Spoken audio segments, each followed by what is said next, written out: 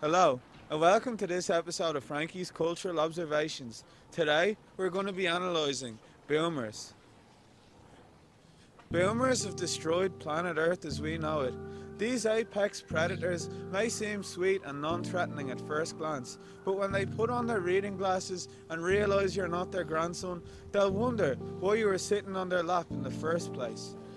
Boomers refuse to share any of their life wisdom with younger generations, unless it's to tell them to toughen up and get the hell off their lawn.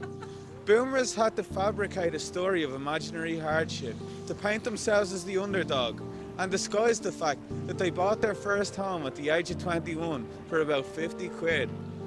Boomers always practice self-love.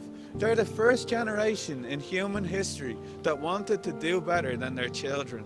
Boomers refuse to retire, and they constantly threaten to cut their adult children out of the will as soon as they stop running around doing everything for them. To further consolidate their power, many boomers chose to become landlords, trapping millennials into a rental market that they couldn't escape from, upping the rent prices ad infinitum to reflect their own cost of living comfortably from their holiday home in Venice.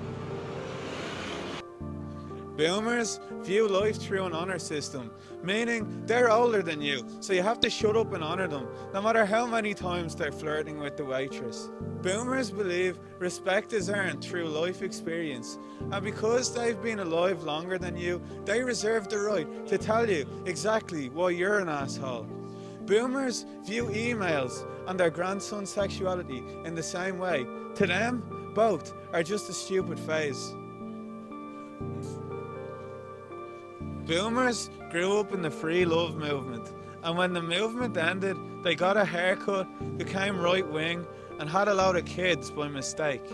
When boomers stepped into the nuclear family, they ignored the insights of the psychedelics and believed the most important person in their life was still them. Boomers remained hippies at heart. They just swapped their bandana for a white collar and stopped smoking weed because they were afraid of getting drug tested.